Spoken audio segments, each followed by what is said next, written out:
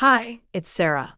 This week, something unexpected happened, and it made me question everything I thought I had figured out. Thank you for being here. Let me tell you what happened. Monday was Leo's first day of first grade. Big kid, real school, the whole thing. But Sunday night, he wouldn't sleep. He kept getting up, asking questions. What if the teacher doesn't like me? What if I can't find the bathroom? What if no one wants to be my friend? Leo, you've got this. You're so brave. But Mama, what if I'm not brave? This kid, my confident dinosaur expert, was terrified.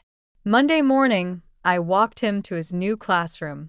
His backpack was almost as big as he was.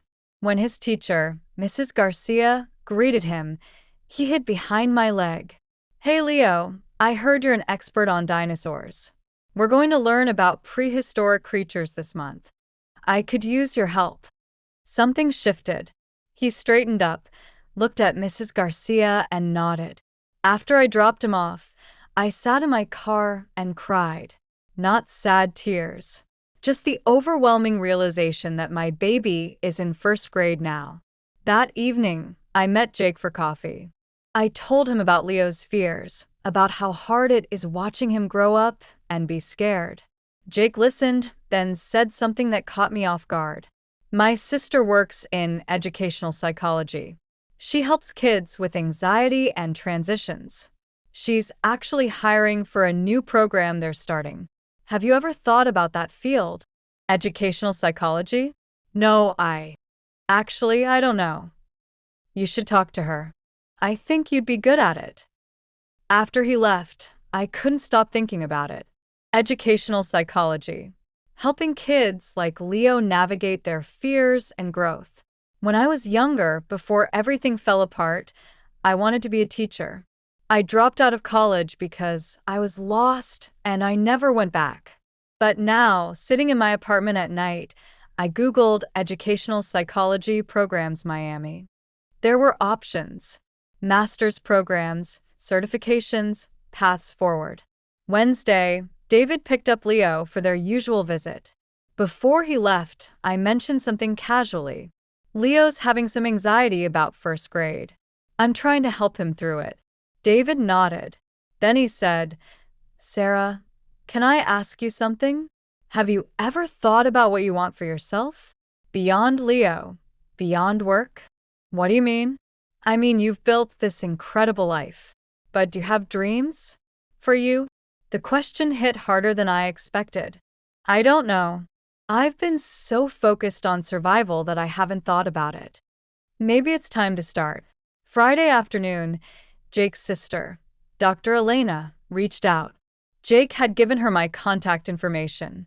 We met for coffee, and she told me about her program, working with children in schools, helping them navigate transitions and anxiety and growth. Jake says you're an incredible listener, that you have this way of making people feel seen. That's what this job needs. But I don't have a degree in psychology. You could get one. We have relationships with programs that offer evening and weekend classes.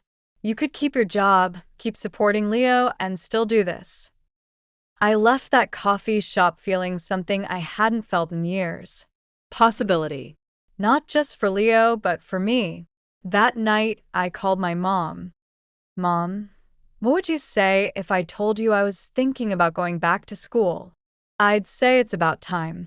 Sarah, you've been taking care of everyone else. What about what you want? But it would be so much work. School, work, Leo. You've already done the hardest thing there is, raise a child alone and build a life. School is the easy part. Saturday morning, Leo came home from his visit with David bouncing with excitement. Mama, guess what? David said if I do well in school, maybe he'll take me to the Science Museum next month. That sounds amazing, buddy. And Mama, I wasn't scared at school today. Mrs. Garcia is really nice. And there's a boy named Marcus who likes dinosaurs too. He's thriving. And watching him thrive, I realized something. I can do this. I can be a great mother and pursue my own dreams. They don't have to be separate things. Sunday, I sat on my balcony with my laptop and filled out an application for an evening master's program in educational psychology. Start date: next semester. Mrs. Chen knocked on my door with tea, like she always does. "You look different," she said. Like something changed. "I'm thinking about going back to school." She smiled. Good. "Sarah, you can be mother and woman. You don't have to choose." I hit submit on the application at 11 p.m., my heart pounding.